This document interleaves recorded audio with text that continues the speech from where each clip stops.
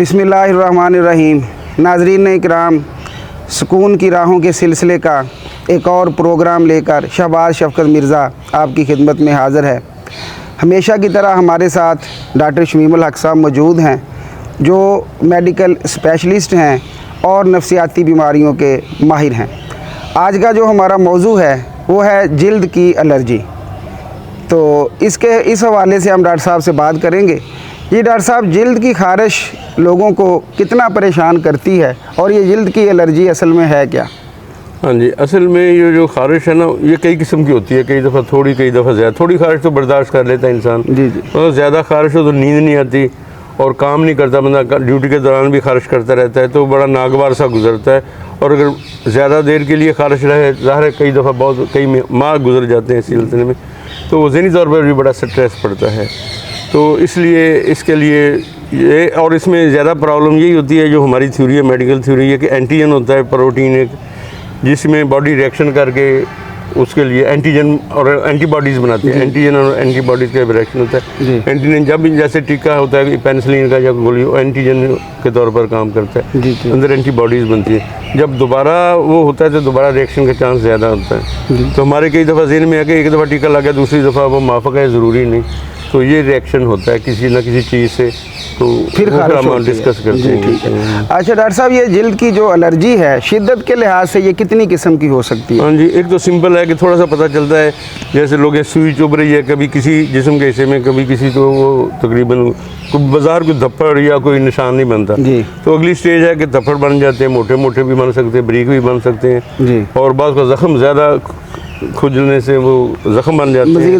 और अगर मुसलसल होती रहे और ज़्यादा धप्पड़ बन जाए, इंसान बेहोश भी हो जाता है, बीपी लो हो जाता है जी। ये इसकी किस्म है। डॉक्टर साहब, ख़ारिश की वजूहात आम तौर पर कौन कौन सी हो सकती हैं जिससे ख़ारिश इंसान को? एक तो हम यही डिस्कस की पहले भी किया है कि दवाई से किसी से हो सकती है जी। बाज़ औक़ात नायलॉन के कपड़ों से, जो सूती कपड़ा है उससे नहीं होती, जो सिंथेटिक मटीरियल होता है उससे ज़्यादा हो जाती है। ऐसे हम देखते हैं कि जो जेवर पहने होते हैं बाज़ ख़वातीन ने या मर्दों ने घड़ी पहनी होती है, स्ट्रैप अगर मेटल का है, मेटल से ज़्यादा होती है, उससे भी हो जाती है। गले में हार, जहाँ जहाँ हार होगा वहीं वहीं निशान उसकी शनाख्त की है, तो जहाँ जो चीज़ टच करती है वहीं उससे हो जाती है। ऐसे घर में जैसे बर्तन साफ़ करने वाली औरतें, घर वाली औरतें भी करती हैं, तो वो कास्टिक सोडा उसमें और केमिकल होते हैं, उससे यहाँ तक अगर ख़ारिश है तो इसका मतलब उसको साबुन से कपड़े धो, जब वो बर्तन धोती है उससे हुई है जी। तो ऐसे है कि सीमेंट से बाद मिस्त्री मजदूर हमारे पास आते, सीमेंट का काम करते हैं, उनके भी हाथों पर ख़ारिश होती है। तो वो उनको चाहिए कि वो ग्लव्स पहने या कम से कम ऑयल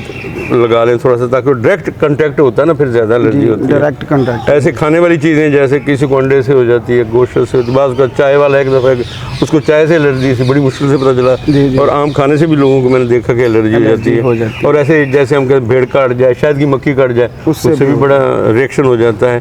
तो इसी तरह तो है कि खुरक जो है ना, वो जो है दूसरी तरफ से वो जो इसको एक जरासीम होते हैं उसकी वजह से भी करते हैं, कि जरासीमों की वजह से, यानी मतलब किसी भी चीज़ से ख़ारिश हो सकती है। हमें कोई इसका स्पेसिफिक नहीं है कि हम कह सकें कि इससे दवाई से होती है, बात कोई होती है, वायरस वगैरह होती है जी। डॉक्टर साहब, क्या सांस का ख़राब होना भी एलर्जी की एक अलामत है? अस्थमा जो है वो भी एक एलर्जी की वजह से होता है, और उसमें यही कि बाज़ का वो छींकें शुरू हो जाती हैं, खराश शुरू हो जाती है, फिर बैक्टीरिया भी इन्फेक्शन, बाज़ का सुपर एडेड इन्फेक्शन हो जाती है।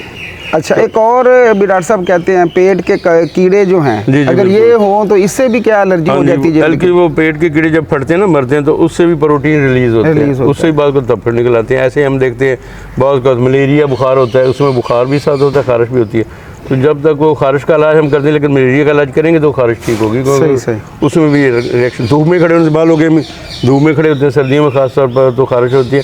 एक्चुअली ख़ारिश ऑलरेडी होती है जिस्म के अंदर ना, कोई फैक्टर्स होते हैं जी, तो 2-3 फैक्टर मिलकर एलर्जी करते हैं, और जब धूप ऐड अप हो जाती है तो ख़ारिश ज़्यादा मज़ीद हो जाती है। ऐसे ठंडे पानी में हाथ डालते हैं, अच्छा, तो बाज़ का सुबह वज़ू करने लगे हैं या ताज़ा पानी में हाथ डालें तो धप्पड़ निकल आए, तो बॉडी के अंदर तो एलर्जी एक और दूसरे फैक्टर की इसको ज़रूरत होती है, तो टेम्परेचर से ना हो ऐसे हो जाती ऐसे हो जाती है। और हेयर डाई से तो बहुत कॉमन है। अच्छा, जो बालों को हम लगाते हैं ना डाई, तो वो काली मेहंदी से ज़्यादा है, लेकिन जो सुर्ख मेहंदी सब आम देसी मेहंदी उससे भी हो जाती है।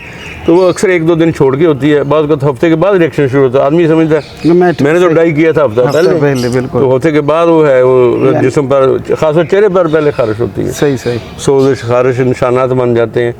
ऐसी है कि फिर बाकी जिस्म पर भी फैल जाती है। ब्यूटी पार्लर पर औरतें जाती हैं, दुल्हनें तैयार होने के लिए जाती हैं, तो वहाँ केमिकल ट्यूब्स, क्रीम्स और जो इंस्ट्रूमेंट्स यूज़ होते हैं उनसे हमारे पास बाज़ औक़ात आती हैं औरतें, ख़वातीन, तो उनके चेहरे पर उसी वजह से होती है। तो इसलिए काज का जब तक वजह पता चले फिर हम बच जाएंगे उसके खाने से या कोई चीज़ पहनने से या साबुन जैसे है। साबुन की बाज़ क्वालिटीज़ हैं जिसमें केमिकल ज़्यादा हैं, मसलन लाइफ बॉय है या डिटोल साबुन लोग जिसमें ज़्यादा केमिकल हैं उससे ज़्यादा खारिश होने का। हाँ जी।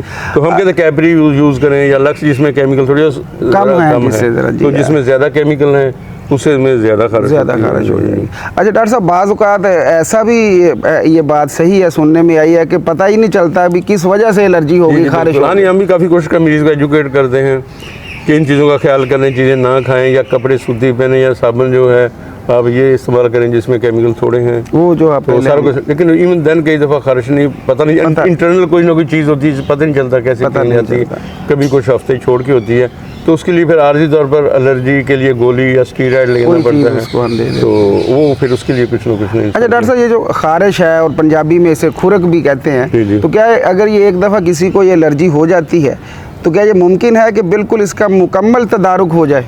हाँ जी बिल्कुल। स्केबीज़ के लिए आप एलर्जी की दवाइयाँ भी खाते रहें, क्रीमें भी खाते रहें, ठीक नहीं होती। जी। ये इसकी जो होते हैं ना पैरासाइट जो होते हैं, माइट होती है, वो कपड़ों में तकिए मतलब गिलाफ है या ऊपर लेने वाला कपड़े या बेड शीट है उस पर भी होते हैं, उससे हो जाती है। या दूसरे के बेड पर भी, वो घर में एक घर में अगर हैं तो आदमी दूसरे के बेड पर बैठता है, तो इसलिए हम कहते हैं कि जो सब के बेड हैं, बेड के कपड़े हैं या पहनने वाले कपड़े, वो अगर खुश्क हो भी दूसरे दिन फिर धूप में रखे, 2-3 धूप में रखे। सही। धूप से उबको लगे हम उबाल के पहनते, लेकिन बेहतर है कि 3-4 दिन धूप लगवाएं, और सारे जिनको नहीं खारिश उनके कपड़े धूप में रखें। तो क्योंकि एक में भी जरा बाहर एक आदमी को खारिश नहीं है लेकिन उसके कपड़ों में जरासीम है, बिल्कुल है, तो वो दूसरे आदमी बच्चों को लगे। और दर्स में खास तौर पर बड़ा मैं ज़रूरी मेंशन करता हूँ, सही। दर्स में इकट्ठे सोते हैं सफ़ों पर, वहाँ खारिश के मरीज़ बहुत हमारे बहुत ज़्यादा हो जाते हैं, कि वहाँ जो पढ़ने जाते हैं, जो लेटते हैं उधर सोते हैं, तो दर्स वालों को भी चाहिए कि जो लेटने वाली हैं सफ़े हैं या धूप रखें, उनको धूप में लगाएं, और इसलिए वो बेचारे फिर हर दफ़ा बार लगती रहती हैं। अच्छा डॉक्टर साहब, अब आखिर में यही सवाल है कि क्या इससे बचाव के तरीके क्या हैं और फिर इसका इलाज क्या है? हाँ जी, बचाव के लिए जैसे हमने क्या कि उसकी काज का पता चला है मरीज़ को, क्योंकि मरीज़ ने खुद तलाश करने को, डॉक्टर इसमें बता सकता है कि आपको किस चीज़ से, लेकिन काज मरीज़ खुद भी बताएगा कि मैंने ये खाई है, ये लगाया है या ये खाया था, तो उसके घंटे ज़रूरी नहीं उसी वक्त चले। सुबह आपने नाश्ता किया है लेकिन 1 घंटे के बाद कोई एलर्जी आपको याद नहीं, बल्कि 10 घंटे के बाद भी कोई एलर्जी हो सकती है। तो सोचना पड़ता है पहले क्या खाया था, दोपहर को उससे ना जो सुबह वाला नाश्ता है उसमें कोई चीज़ ऐसी हो, तो ऐसे ही फिर एंटी एलर्जिक ड्रग्स हैं कुछ, तो ऐसी जिनसे नींद बहुत आती है आमतौर पर, तो लोगों को प्रॉब्लम है, तो वो हम उनको ऐसी दवाइयाँ देते हैं वो जिनसे नींद ना आए, वो डॉक्टर अपने के पास जाए, आजकल अवेलेबल है मार्केट, थोड़ी सी महंगी है, तो उसे एलर्जी, उसे नींद नहीं आती। और कैल्शियम की बात को हम ड्रिप लगाते, कैल्शियम या इस्तेमाल करें, कैल्शियम एलर्जिक रिएक्शन को सप्रेस करती है। कैल्शियम की मिकदार अगर जिसमें कम हो उससे एलर्जी ज़्यादा होती है, कैल्शियम टैबलेट्स या इंजेक्शन यूज़ किए जाए डिल्यूट करके, तो उससे भी सप्रेस हो जाए। स्टीरॉयड हम उसके भी साइड इफ़ेक्ट हैं, लेकिन बाद का स्टीरॉयड भी साथ देने पड़ते हैं एलर्जी रोकने के लिए। जी डॉक्टर साहब, बहुत शुक्रिया डॉक्टर साहब, आज बहुत अच्छी गुफ्तगू आपके साथ रही एलर्जी के हवाले से। तो जी नाजरीन, ये था हमारा आज का प्रोग्राम। इसी के साथ ही अगले प्रोग्राम तक के लिए मुझे शहबाज शफकत मिर्ज़ा और डॉक्टर शमीमुल हक साहब को इजाज़त दीजिए। अल्लाह हाफिज़।